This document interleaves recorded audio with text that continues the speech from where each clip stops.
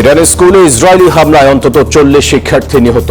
শাসক বদলে যুদ্ধ ঘোষণা ট্রাম্পের। তেহরানের পাল্টা জবাবে 4 দেশে বিস্ফোরণ, মধ্যপ্রাচ্যে ফ্লাইট চলাচল স্থগিত। বিভিন্ন বিমানবন্দরে অপেক্ষায় বাংলাদেশিরা।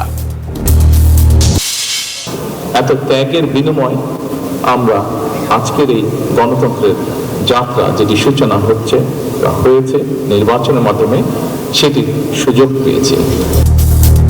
হাজারো প্রাণের বিনিময়ে পাওয়া গণতন্ত্রকে রক্ষা করতে হবে। জামায়াতের ইফতারে তারেক রহমান। সংসদে কার্যকর বিরোধী দল হতে চান জামায়াত আমির। নির্বাচনী অঙ্গীকার পূরণে আমলা ও কর্মচারীদের সহযোগিতা চান প্রধানমন্ত্রী। রাষ্ট্রীয় গোপনীয়তা মেনে চলার নির্দেশ।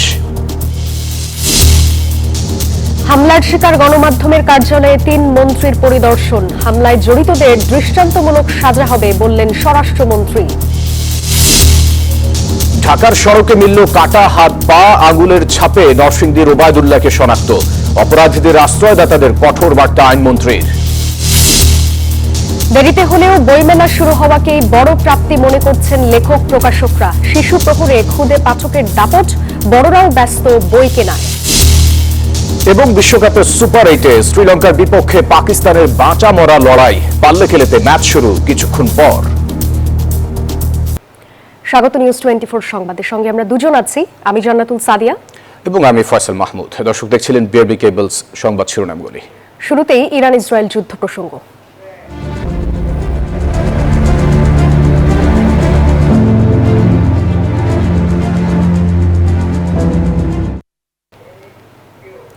ইরানে ফের যৌথ হামলা চালিয়েছে যুক্তরাষ্ট্র ও ইসরায়েল। এতে ইরানের দক্ষিণাঞ্চলের একটি স্কুলের 40 শিক্ষার্থীর প্রাণ গেছে। জবাবে তেল আবিবে ক্ষেপণাস্ত্র ছুড়েছে তেহরান। কাতার ও বাহরাইন সহ মধ্যপ্রাচ্যের মার্কিন ঘাঁটিগুলোকেও টার্গেট করছে ইরানি বাহিনী। এদিকে ইরানি জনগণকে সরকার উৎখাতের আহ্বান জানিয়েছেন ডোনাল্ড ট্রাম্প। মার্কিন প্রেসিডেন্টের দাবি, ইরানের পারমাণবিক কর্মসূচি বন্ধ এবং নিপীড়ক শাসন ব্যবস্থা পরিবর্তনই এই অভিযানের মূল লক্ষ্য। অবশেষে আশঙ্কায় সত্যি হলো, ইরানে ফের হামলা চালালো ইসরায়েল। আর নেতানিয়াহুর এই অভিযানে আবারও সঙ্গী হলেন ডোনাল্ড ট্রাম্প। খামেনির দেশে হামলা চালিয়েছে যুক্তরাষ্ট্র। মার্কিন প্রেসিডেন্টের দাবি, ইরানের পারমাণবিক কর্মসূচি ধ্বংস এবং নিপীড়ক শাসন ব্যবস্থার পরিবর্তনই এই অভিযানের লক্ষ্য। এ সময় ইরানের জনগণকে সরকার উৎখাতের আহ্বানও জানান তিনি। যুক্তরাষ্ট্র আর আলোচনার অপেক্ষায় নেই। ইরানের পারমাণবিক কর্মসূচিকে সরাসরি সামরিক শক্তির মাধ্যমে থামিয়ে দিতেই এই অভিযান। একই আহ্বান জানিয়েছেন ইসরায়েলি প্রধানমন্ত্রীও। নেতানিয়াহুর দাবি, অস্তিত্বের হুমকি দূর করতেই ইরানে হামলা চালিয়েছে ইসরায়েল। হাত গুটিয়ে বসে নেই ইরানও। পাল্টা পদক্ষেপ হিসেবে ইসরায়েলের ড্রোন ও ক্ষেপণাস্ত্র ছুড়েছে ইরানি বাহিনী। যুক্তরাষ্ট্রের হামলার জবাবে কাতার ও বাহরাইন সহ মধ্যপ্রাচ্যের মার্কিন ঘাঁটিগুলোকে টার্গেট করেছে তেহরান। সেই সঙ্গে উপযুক্ত বদলা নিতে সর্বোচ্চ প্রস্তুতির বার্তা দিয়েছে আইআরজিসি। নিশ্চিত করেছে সর্বোচ্চ নেতা আয়াতুল্লাহ খামেনি ও মাসুদ পেজেশকিয়ানের অক্ষত থাকার বিষয়টিও। এদিকে ইরানি হামলার পরে নিরাপত্তার ঝুঁকির কারণে নিজেদের আকাশ সীমা বন্ধ করে দিয়েছে ইসরায়েল। হামলার আশঙ্কায় ইসরায়েল জুড়ে সাইরেন বাজানো হয়েছে এবং ইসরায়েলি জনগণকে নিরাপদ আশ্রয়ে থাকার পরামর্শ দেওয়া হয়েছে। আসমাতুলি, নিউজ 24।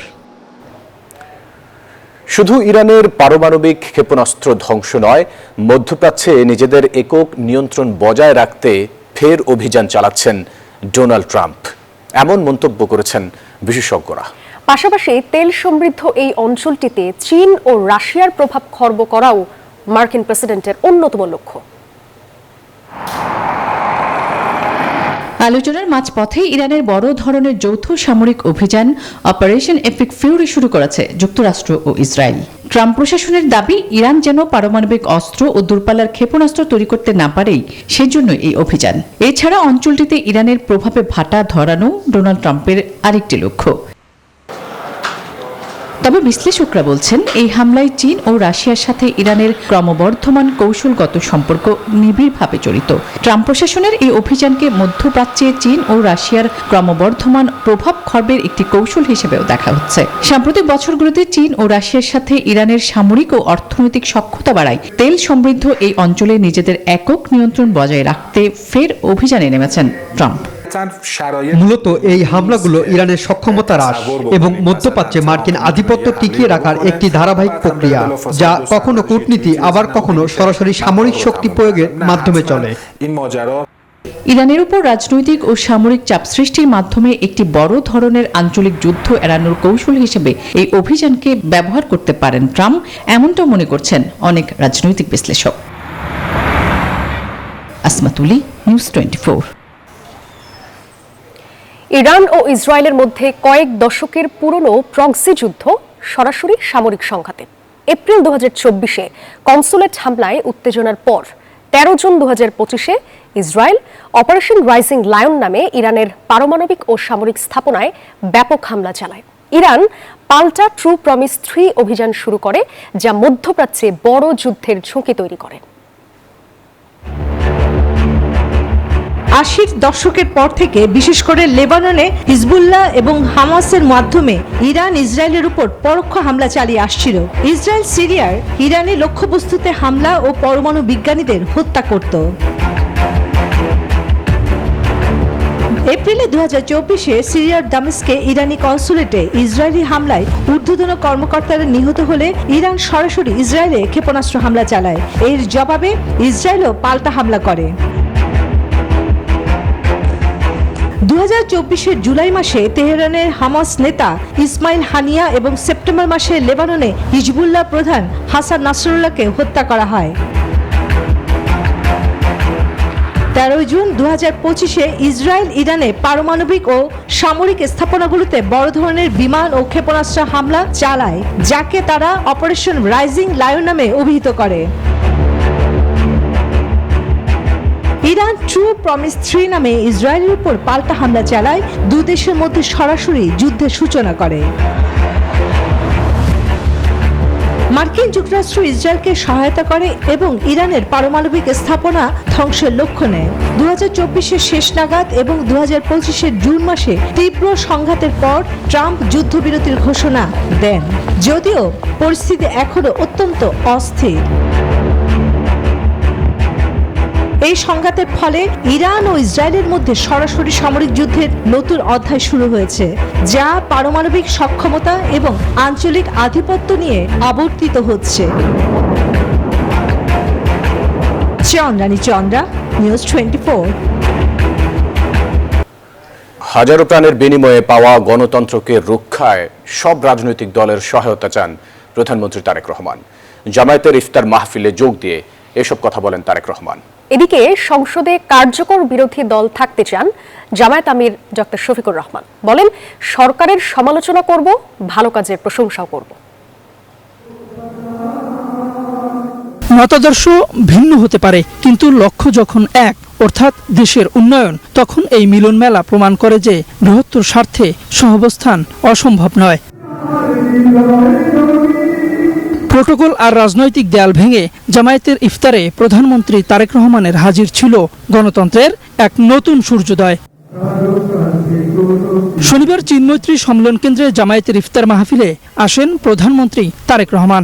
হাজারো প্রাণের বিনিময়ে পাওয়া গণতন্ত্রকে রক্ষা করার আহ্বান জানান তিনি। এই আত্মত্যাগের মাধ্যমে হাজারো মানুষের অত্যাচার, লক্ষ মানুষের নির্যাতনের মাধ্যমে আমরা আমাদের বাক, ব্যক্তি স্বাধীনতা, গণতান্ত্রিক অধিকার চর্চার সুযোগ আমরা ফিরে পেয়েছি।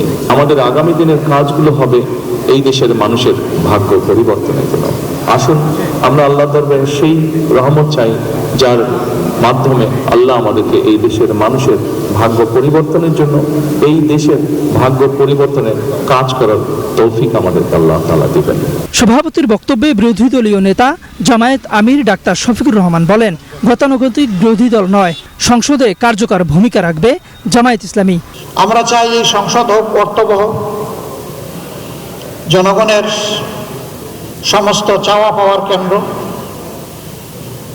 সরকারি দল তারাও যেমন দায়িত্বশীল ভূমিকা পালন করবেন, আমরাও বিরোধী দলের অবস্থান থেকে দায়িত্বশীল গঠনমূলক ভূমিকা পালন করতে চাই। কাদা ছোড়াছুরির বদলে দেশের প্রশ্নে ঐক্যবদ্ধ থাকবে সবাই, এমন প্রত্যাশা জামায়াত নেতাদেরও। বিরোধী দলীয় নেতা তাওহিদুল ইসলাম, নিউজ 24, ঢাকা। নির্বাচনী ইশতেহার বাস্তবায়নে নিজ কার্যালয়ের কর্মকর্তা কর্মচারীদের সহযোগিতা চেয়েছেন প্রধানমন্ত্রী তারেক রহমান। ছুটির দিনেও তেজগাঁওয়ের অফিসে আসেন তিনি। মতবিনিময় সভায় অংশ নিয়ে দেশ ও রাষ্ট্রের স্বার্থে গোপনীয়তার বিষয়গুলো মেনে চলার নির্দেশনা দেন সরকার প্রধান। সভায় উপস্থিত ছিলেন প্রধানমন্ত্রীর উপদেষ্টাগণ ও মুখ্য সচিব। বিকেলে বাংলাদেশ চীন মৈত্রী সম্মেলন কেন্দ্রে জামায়াতে ইসলামী আয়োজিত ইফতার মাহফিলে যোগ দেন প্রধানমন্ত্রী। আমরা যে ম্যানিফেস্টো দিয়েছি অবশ্যই প্রত্যেকটি ডিপার্টমেন্টের ডিসিপ্লিনের কিছু রুলস এবং রেগুলেশন আছে।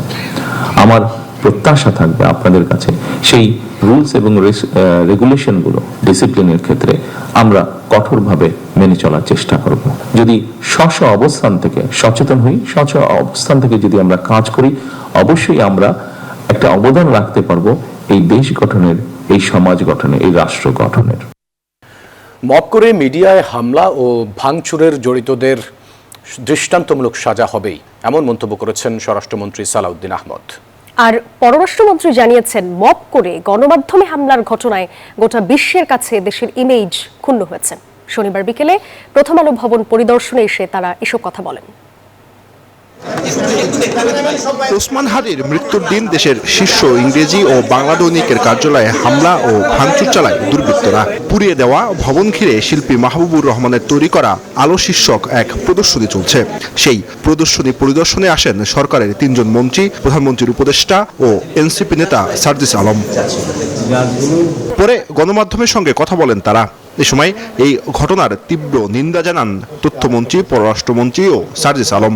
এই ধ্বংসযজ্ঞটার নেপথ্যে যে একটা সভ্যতা বিরোধী চিন্তা কাজ করেছে সেটা আরো বেরিয়ে পড়েছে। ভয়ভীতি প্রদর্শন, অগ্নিসংযোগ, জানমালের ভাঙচুর, বিধ্বংস করা, ভাঙচুর করা, এগুলো একটা সভ্য সমাজের অংশ হতে পারে না। এইরকম কোনো কিছু কনসেপ্ট বাংলাদেশে তৈরি করার চেষ্টা কেউ যদি করে, তার বিরুদ্ধে নাগরিকদের দাঁড়ানো উচিত বলে আমরা মনে করি। যে কোনো একটা বিষয়ের পক্ষে বিপক্ষে আমাদের মতামত থাকবে, কিন্তু সেটা যেন কোনোভাবেই এই ধরনের অপ্রত্যাশিত ভ্যান্ডালিজমের পর্যায়ে না যায়। এ সময় কথা বলেন স্বরাষ্ট্রমন্ত্রী, জানান পত্রিকা দুটির কার্যালয়ে হামলার ঘটনায় 2 মাসের মধ্যে তদন্ত কার্যক্রম শেষ করা হবে। ছাড় পাবে না জড়িতরা কেউই।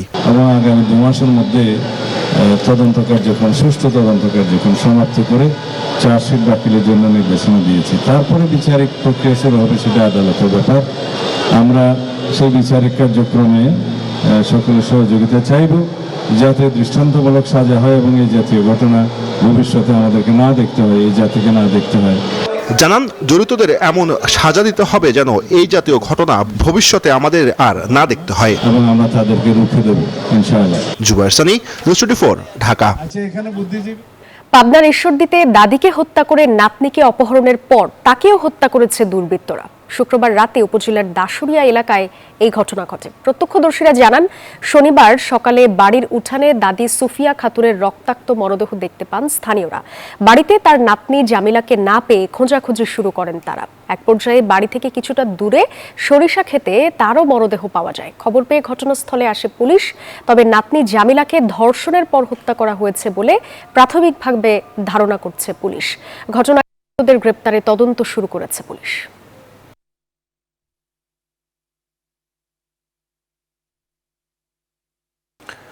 এদিকে নরসিংদীতে কিশোরীকে ধর্ষণ ও হত্যা মামলার মূল আসামি নূর মোহাম্মদ ওরফে নুরা সহ 7 জনকে গ্রেপ্তার করে পুলিশ। রিমান্ড শুনানির জন্য আসামিদের রবিবারে আদালতে তোলা হবে বলে জানিয়েছেন পুলিশ সুপার। এই ঘটনায় মহিষাসুরা ইউনিয়ন বিএনপির সহসভাপতি আহমদ আলী দেওয়ানকে দল থেকে বহিষ্কার করা হয়েছে। বাকি আসামিদের আইনের আওতায় আনতে পুলিশের অভিযান অব্যাহত থাকবে বলে জানান পুলিশ সুপার। এ ঘটনায় দ্রুত আসামিদের দৃষ্টান্তমূলক শাস্তির দাবি নিহতের পরিবারের।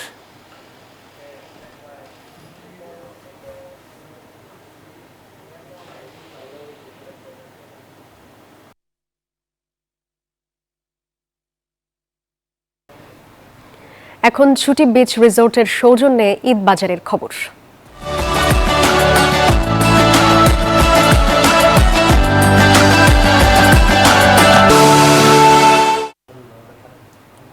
ঈদ ঈদ উল ফিতর ঘিরে জমে উঠতে শুরু করেছে রাজধানীর শপিং মলগুলো।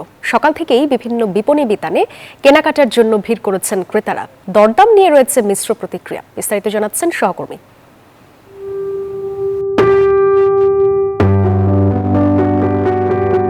ঈদ ঘিরে ধীরে ধীরে জমে উঠেছে রাজধানীর শপিং মলগুলো। বড় বড় মার্কেট ও শপিং মলে চোখে পড়ার মতো ভিড় দেখা যাচ্ছে ক্রেতাদের। বিগত সময়ের মতো এবারও পোশাকে রয়েছে ভিন্নতা ও নতুনত্ব। সন্তুষ্ট বিক্রেতারা, তবে পোশাকের দরদাম নিয়ে মিশ্র প্রতিক্রিয়া রয়েছে ক্রেতাদের মাঝে। দামটা সোফার রিজনেবল দেখছি আমি। ইনফ্লেশনের একটা অ্যাডজাস্টমেন্ট থাকবে সব সময়। হ্যাঁ, তো সেই দিক থেকে চিন্তা করলে খুব একটা বাড়তে বলা যাচ্ছে না। পছন্দ মতো জামা, জুতা সহ উৎসবের আনুষঙ্গিক কেনাকাটা সেরে নিচ্ছেন ক্রেতারা। স্টার্টিংটা করতেছি আর কি, আজকেই ফার্স্ট স্টার্টিং ঈদের মার্কেটিং আর কি। গতবার থেকে ডিফারেন্স হচ্ছে মার্কেটে এবার নতুন নতুন কালেকশন দেখা যাচ্ছে। বিক্রেতারা বলছেন আমদানি জটিলতা ও ডলারের উচ্চ মূল্যের কারণে এবার পোশাকের দাম বেড়েছে। ঈদ উল ফিতর ঘিরে ভালো বেচা বিক্রির আশায় তারা। বিভিন্ন রকমের ড্রেস আসছে, বাচ্চাদের জন্য পার্টি ওয়্যার আসছে কিছু, তারপরে হচ্ছে মেয়ে বাবুদের জন্য আফগানি কিছু ড্রেস আসছে, নতুন নতুন পার্টি ওয়্যারের ব্যাগ আসছে, আর হচ্ছে কসমেটিক আইটেম আসছে। ক্রেতাদের এই বছর মানে কটন তো বরাবরই চায় সব সময়, এবার আমাদের একটু নতুন কোয়ালিটির আসছে, যেমন সেঞ্চুরি কাপড়ের মধ্যে এটার চাহিদাটা বেশি। ঈদ যত ঘনিয়ে আসবে ততই আরো জমজমাট হয়ে উঠবে কেনাকাটা, বলছেন ক্রেতা বিক্রেতারা। নামিরা আহমেদ, নিউজ 24, ঢাকা। দেরিতে হলেও বইমেলা শুরু করা গেছে, এটি বড় প্রাপ্তি বলে মনে করছেন লেখক প্রকাশকরা। আর মেলায় বই কিনতে আসা মানুষরা বলছেন, ছুটির দিনে মেলায় সাধারণ মানুষের উপস্থিতি কম হলেও প্রকৃত বই প্রেমীরা ঠিকই আসছেন এখানে। ছুটির দিনগুলোতে মানুষের ভিড়ে জমজমাট থাকে বইমেলা প্রাঙ্গণ। তবে এবারের দৃশ্য কিছুটা ভিন্ন। বইমেলার তৃতীয় দিনে দর্শনার্থীদের তেমন আনাগোনা ছিল না, তারপরও কেউ কেউ এসেছেন নতুন বইয়ের গন্ধ নিতে। বইমেলাটা যে হচ্ছে এটা তো ভীষণ ভালো কথা। এই যে হবে তো ভাবতে পারি, ভাবিও নাই যে হবে কি হবে না। তুমি আজকে কয়টা বই কিনেছো? এখনো বই কিনিনি, কিনবো। অন্যবার একটা উৎসব আমেজ কাজ করে, এবার তেমন একটা আমেজ পাচ্ছি না, যেহেতু অলরেডি রামাদান চলছে। আমার মনে হয় রোজা পড়েছে, তাও মানুষ এখানে আসতেছে, কারণ এটা আমাদের খুব মনের কাছে। অন্যান্য বার থেকে তো সমাগম কম, রমজান উপলক্ষে একটু মনে হয় কম আছে। এটা যেহেতু মানে ভাষার মাস, তো ভাষা শহীদদের প্রতি শ্রদ্ধা রেখে আমার মনে হয় যথাসময়ে করাই উচিত। লেখক প্রকাশকদেরও আছে কিছুটা হতাশা, তবে দেরিতে হলেও রেওয়াজ ধরে রাখায় আশাবাদী তারা। এখনো অনেক কাজ চলতেছে, ইনকমপ্লিট। আমি আশা করছি আসলে কাজ সবগুলো যদি ঠিকঠাক হয়ে যায় আস্তে আস্তে আসলে দর্শকের সংখ্যা বাড়বে। দিকে মেলা শেষের দিকে হয়তো সবসময় আমরা বিক্রিটা বেশি হয়, লোকজন বেশি হয়, সেটাই হবে আমার কাছে মনে হচ্ছে। আমি আশা করছি যে আস্তে আস্তে দিন যত গড়াবে তত পাঠক সংখ্যা, উপস্থিতির সংখ্যা তত বাড়বে। তবে এই বছর যেটা হবে, হয়তো ঘুরতে আসা মানুষের সংখ্যা একটু কম থাকবে। মেলাটা শুরুই তো হলো গত 26 ফেব্রুয়ারি, এখন 15 মার্চ পর্যন্ত মেলা চলবে, এখন অপেক্ষা করতে হবে। মেলার তৃতীয় দিনে অধিকাংশ বইয়ের স্টলে বই বিক্রি শুরু হলেও বেশ কিছু স্টল এখনো চালু হয়নি। শাহ আলী জয়, নিউজ 24, ঢাকা। অমর একুশে বইমেলার তৃতীয় দিনে বায়োস্কোপ আর পাপেট থিয়েটারে রঙিন হলো শিশু প্রহর। সোহরাওয়ার্দী উদ্যানে সকালটা ছিল পুরোপুরি শিশুদের দখলে। সিসিমপুরের ইক্রি হালুমরা না থাকলেও রঙিন সব শিশুতোষ বইয়ের পাতায় ডুব দিয়ে আগামীর পাঠকরা মেতেছে এক অনন্য আনন্দে। কাকতাড়ুয়া প্রদর্শন করছে পাপেট শো, অপু দীপুর গল্প, কুজো বুড়ির গল্প, বন ভ্রমণ, বল্টু মামা ও তার সাঙ্গপাঙ্গ। কেউ বায়না ধরছে ভূতের গল্পের জন্য, আবার কেউ বা খুঁজছে কমিক্স বা সিসিমপুরের প্রিয় চরিত্রদের। এই কোলাহল আর নির্মল আনন্দই যেন মেলার সার্থকতা।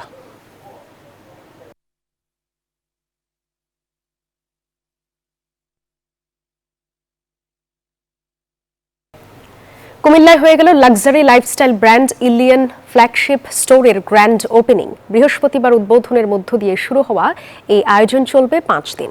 এতে ব্যাপক সাড়া মিলেছে নগরীর ফ্যাশন সচেতন ক্রেতাদের। স্টোরটিতে রয়েছে আধুনিক নকশা ও আভিজাত্যের সমন্বয়। বিশেষ করে ব্র্যান্ডটির men's wear, women's wear, kids wear, footwear, fragrance ও অ্যাক্সেসরিজ কালেকশন দর্শনার্থীদের দৃষ্টি আকর্ষণ করছে। ক্রেতাদের রুচিকে প্রাধান্য দিয়ে স্টোরটির পরিকল্পনা সাজানো হয়েছে। আয়োজনের মধ্যে ক্রেতাদের জন্য স্টোরে রয়েছে বিশেষ ইন স্টোর প্রোগ্রাম। আগামী 2রা মার্চ পর্যন্ত দর্শনার্থীরা নির্ধারিত সময়ের মধ্যে স্টোরটি পরিদর্শন করতে পারবেন।